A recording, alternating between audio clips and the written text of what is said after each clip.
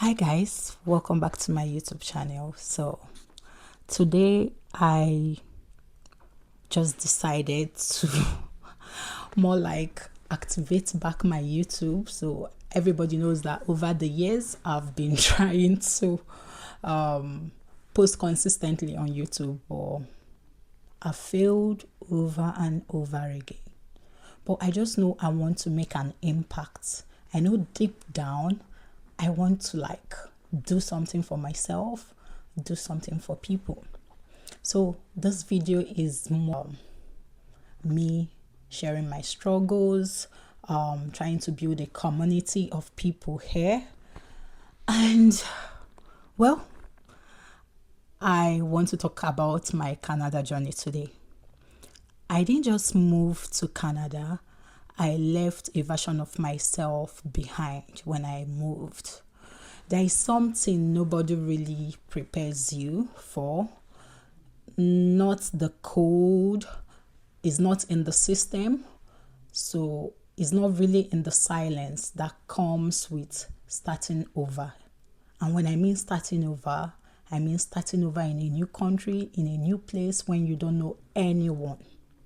So guys, my name is Chisom, but most people call me Somi. Yeah, when I mean most people, my family, my friends. And I've spent years showing up for people. I've spent years creating a safe space for people, especially the vulnerable groups. I've basically tried to be strong for others.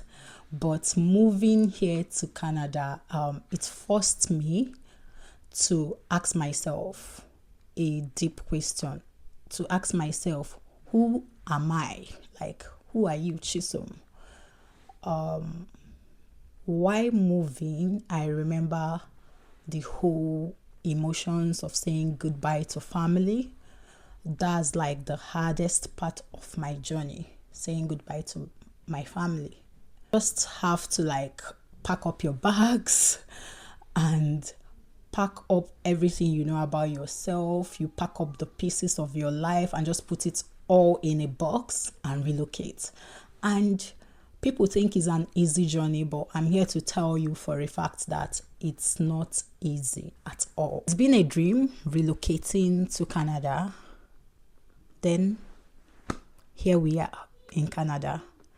Everything looked beautiful and you're still feeling out of place. Last week is the most difficult. You miss home so deeply that it hurts. Like, I remember my first week, I was crying, I was hot, and most days I don't really have a reason to cry, and I'm just crying. So everything you know back home is done differently here, and you have to figure out things from the scratch. When I mean from the scratch is you have to figure out basic things such as even buying groceries. Like, I just enter Ogbete market in Enugu and I buy my groceries. I go to the mall, I buy my groceries. But here you have to figure out the way the system work. And seriously, I thank God for the community that helped me to settle in here. I keep saying this.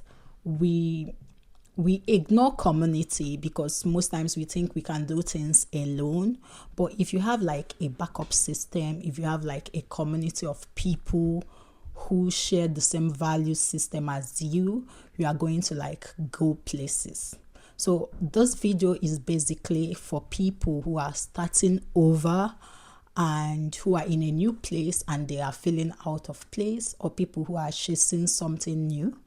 I want you to be able to relate with me, to understand my journey, and I want you to know that you are taking a bold step into trying out something new. Someone starting a new life, a new journey, I want you to know that you are not alone in that feeling.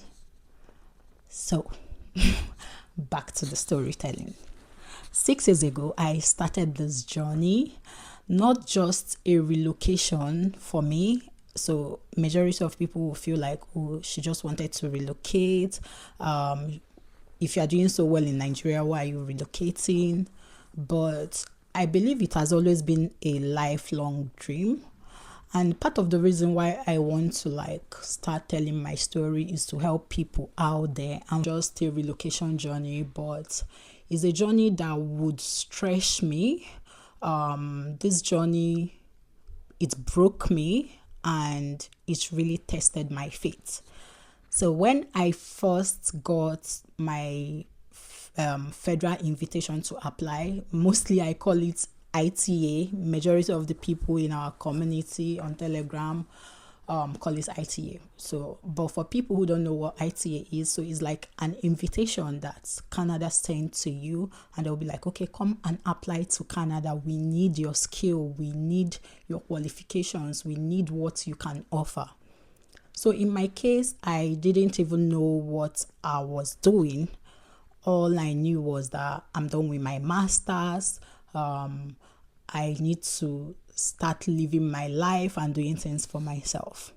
Then one other push was that my best friend Ada was relocating to Canada, and like many of us back then, we had the dream too. Like, I know my circle of friends, we've always had the dream of relocation to look for a better life, to have more opportunities, and also a secure future for our children. Like, yeah, I know someone will be like, oh, at such a young age, you're already thinking about your children's future. And I'm like, yes, I'm that organized. I'm that kind of person. I'm that kind of chisom who is thinking of what will happen in 5 years' time. So back to the gist. Ada guided me. She helped me out. She gave me like a step-by-step application of how the Express Entry profile works. So shout out to you, Ada. I can't really tell my success story without really putting Ada in it. But I started the application. I did everything within my power. And when the time came, I gave up. Yes. So I just gave up. I completely said, I'm not sure this is what I want to do. I think basically most of the reason why I gave up was because of the cost, and also the fear of the unknown, because into a new country and all that. So I gave up. But the funny thing about my story and my journey is that every 2 years, my IELTS will expire, and I find myself paying for a new IELTS. Like, your IELTS expired after 2 years and you are writing IELTS again. I believe if you go down to my old videos, you're going to see when I was giving people like tips on how I passed my IELTS. And luckily for me, I was always getting the right band score for my IELTS. So every 2 years, I'll do a new IELTS. Back then, IELTS was not so expensive. I believe that was also what motivated me. So once my IELTS expires, I just go back to write a new one.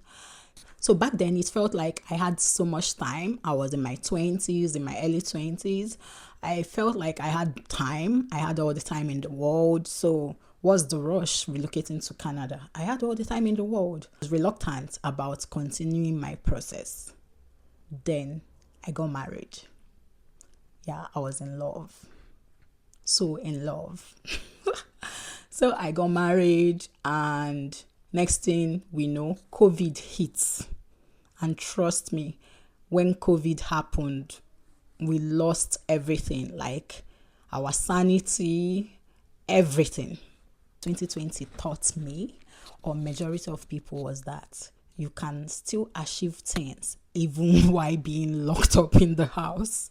I knew a lot of social media content creators who blew up during COVID. But anyways, later that year, my brother introduced me to a community. And for the first time, I was surrounded by people who were serious. When I mean serious, like, I used to think like my dreams are so not so achievable. But when I got to Olu of Canada's community on Telegram, he also introduced me to Mrs. O community. Shout out to them. Like the community on Telegram, I get to meet people, and these are also people who are striving to achieve the same thing as you. And I'm like, okay, even though COVID happened to us all, notwithstanding, people are still making moves. So I was like, okay, why not make moves? I did an expression of interest to Saskatchewan province, because then I think Saske was doing health draw. So I did an expression of interest. I applied to Saskatchewan, and I was hopeful. I did everything I was asked to do. I submitted all documents, but at the end of the day, I was rejected. The reason why I was rejected was that my proof of fund was not up to 90 days. So if you know Saskatchewan province, you know that their rules stick. Your proof of fund must be 90 days or above. If it's less than 90 days, that won't cut it. So I was rejected. I cried. It was such a painful moment for me, because guys, that was like my third attempt. Yeah, mind you, I've already like lost 2 invitations to apply. Then COVID happened. So when Sasuke called me, it was more like a relieved. I didn't mind, because people were saying, oh, Saskatchewan is freezer, don't go to Saskatchewan. No. But I didn't mind. So I remember thinking, maybe this dream is not for me. Maybe this Canada dream is not for me. But God showed up. God showed up for me. So after I was rejected, Saskatchewan sent me another invite. Like the same week I got my rejection, I went back into the pool. Then I think a few weeks later, I got another invite from Saskatchewan. And I was like, God, this is you. Anyways, I believe God answered me. And I was like, seriously, God, I need a sign, because I don't even feel motivated to do this thing again. I don't feel motivated to do this application again. But God sent a friend to me, Victoria by name. Like, I don't know Victoria from Adam. I met her on Telegram. And she was also a psychologist like me. And sometimes I call her, I just tell her, Victoria, I think you're like my spirit animal, because we have the same reasoning, we have the same values, we have the same aspirations and goals. So I'll be like, you are definitely like my spirit animal. We met as strangers, but we became friends, we became sisters, we became partner in this relocation journey. We didn't even have like guidelines on how to submit our application, because mind you, my best friend that did her own application, she was an accountant, and mine was like health care draw. So, and for someone doing provincial nomination application, you need to get like licensing and all that. So basically we were just doing our own research. We were just doing everything by ourselves without guidance. So I remember talking with Victoria one day, and we were like, why not let's open a group for psychologists in Nigeria? It doesn't have to be like only psychologists, since we don't have like a community, because I've seen that we have communities for doctors, we have communities for nurses, but we don't really have a group for like psychologists. So I was like, wow, it's a good idea. Why not? Okay, we opened a group for psychologists.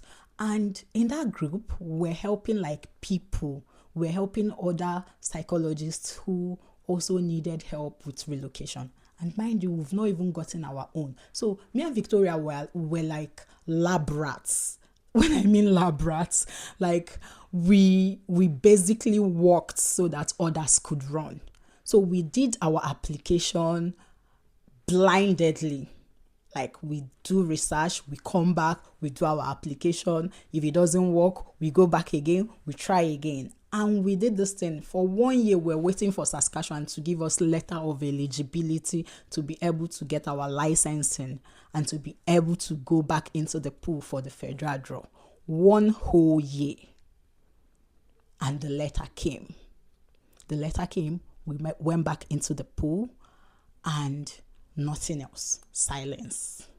But one good thing happened in all these things. I was grateful to God. Victoria got her breakthrough. She got an invitation to apply through the Federal Express Entry profile. So she doesn't really need to do the provincial nomination wahala again. So she just got her own breakthrough. And at a point, I was like, oh my God, Victoria already has her own invitation to apply, and me, I'm still stuck here. But I learned something at that point in life. Don't just envy your friends. Clap for them. Encourage them. Be happy for your friends when good things are coming their way. Because when good things are coming to your friends, believe me, it means that God is already in your neighborhood.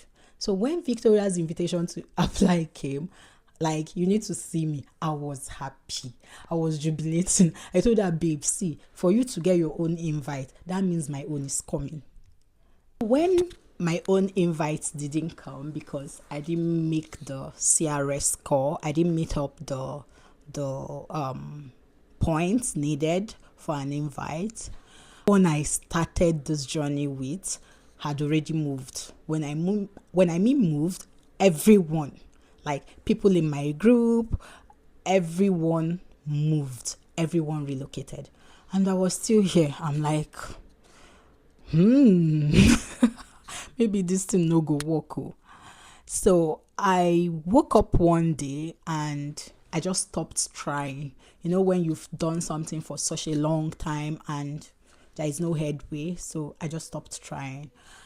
But one thing I did was I focused on my life, I focused on my family, I focused on my work, and I tried as much as possible to make an impact. Yes, I just decided, instead of you just wasting time thinking of Canada, why not just start doing other things? So one thing I need you to understand is when God says at the right time, I, the Lord, will make it happen, He means it. So that should be one thing each and every one of you should take away from my video. I always love reading that verse. I think it's Isaiah 60 verse 22. So I held on to God in ways I never had before. I did prayers. I joined novena prayers with Father James. Like, just know that anywhere that's saying prayer, you will see me there. Hallelujah Challenge, I'm there. NSPP Jams, I'm full member. What God cannot do does not exist. Like, I was basically everywhere.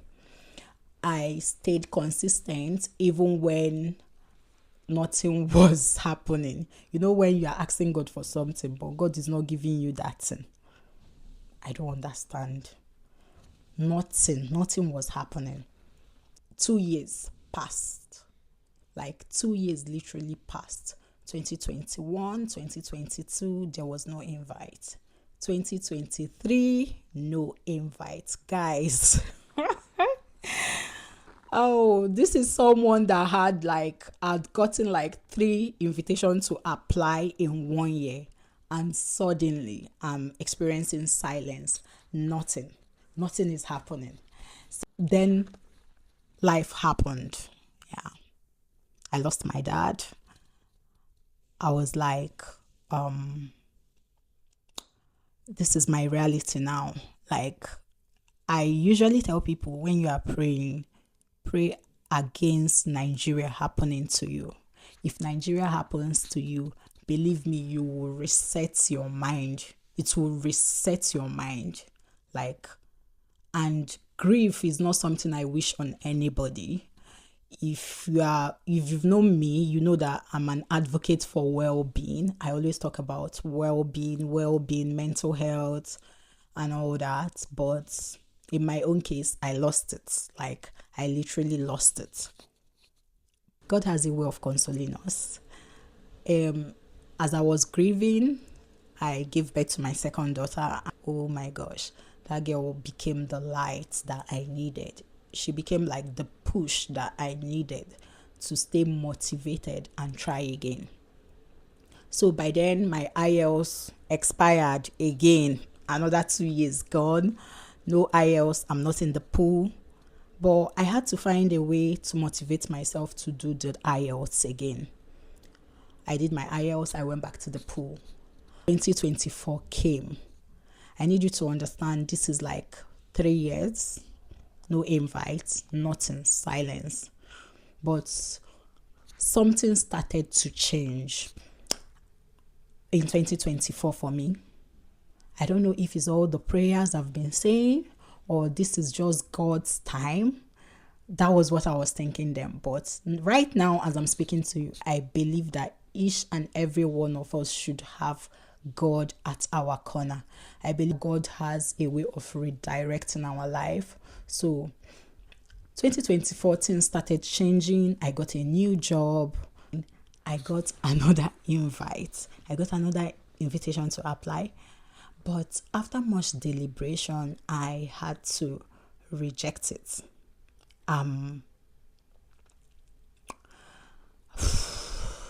Anyways, I'm seeing it already as small setbacks, but it was just divine turnaround for me. Back then, I was seeing it like, what is wrong with you? You need to get your life in check. What are you even doing?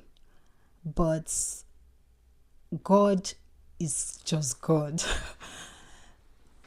So after I rejected that one, few months later, during my lowest moments, like when I mean my lowest moments, I didn't even know what I was doing with myself that period.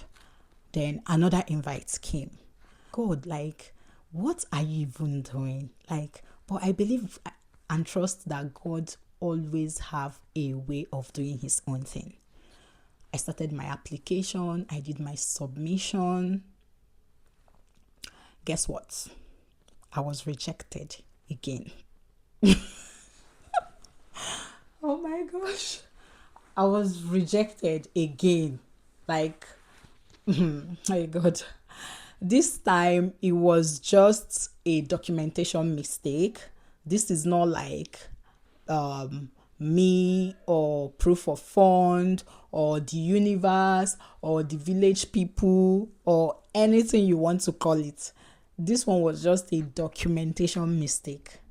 So what I did was I sent it to an immigration lawyer, to Bean law firm. I sent my rejection email to him and I'm like, what should I do now? And he answered, oh, please go back to the pool. So immediately I created another express entry profile immediately. And few days later, I got another invite from Ontario, OIMP. They sent me another invitation to apply. I'm like, hey, God. See, God likes to show off. When I mean, God loves to show off. And I believe that my story is just God showing off. I don't care what anybody wants to call it. But you see my journey, you see my story. God used me to show off. Like, I got another invitation to apply. So as I was about submitting my documents, mind you, this is like the 6th invitation to apply. 6th time. As I was about to submit my new invitation to apply, I received a mail from IRCC. So apparently Mr. Obinna worked on my profile. He was able to find the issues and the documentation and everything. So luckily for me, I got a new email from IRCC that my file has been reopened. Okay, my file has been reopened and I also have a new invitation to apply. So now I have two profiles with IRCC and both of them I have invitation in both. So I'm like, God, what are you doing? So anyways, guys, you can't have two profile with express entry. So this is the moment when I have to cancel one of the profile. So I sent a mail to IRCC. I'm like, please, I need to cancel one of the profile. I'm not going to be moving on with this one. And that was it. That application was withdrawn and I continued my process. And guys, within 3 months, everything happened. Within 3 months, I know people that did their own application and they got their invitation to apply. I know someone that was in the pool for just 1 week and they got their invitation to apply, and within 2 months they're already preparing to come to land in Canada. So everybody's stories are different. Mine took me 6 years, but when it was God's time, you need to see how everything was going fast. It was within a twinkle of an eye. Within 3 months, everything, the process, my application, my biometrics, my medicals, everything moved. So when I tell you to always have God in your corner, I mean it. Have God in your corner. So if there's one thing I would want you to take away from my story today, this is it. You didn't see the failures, you didn't see the rejections that I had. Most people might think, oh, she just started her application and it worked for her. You didn't see the moments I gave up. Yeah, I gave up a lot of times. I did. But God was in every delay. Every rejection I had was mostly a redirection for me. So if you're about to give up today and you're seeing this video, I need you not to, because your story might just be one step from changing completely. So I need you today to dust off yourself, anything you are doing, and try as much as possible to remain strong. Be audacious. I'll see you in my next video. Guys, don't forget to subscribe. I definitely hope I will do this more often. So in order to support me, to build this community, I will need you to share my video whenever you see it in your timeline. Hit the subscribe button, like the video, and hopefully I see you next week with my next story. Bye and remain blessed.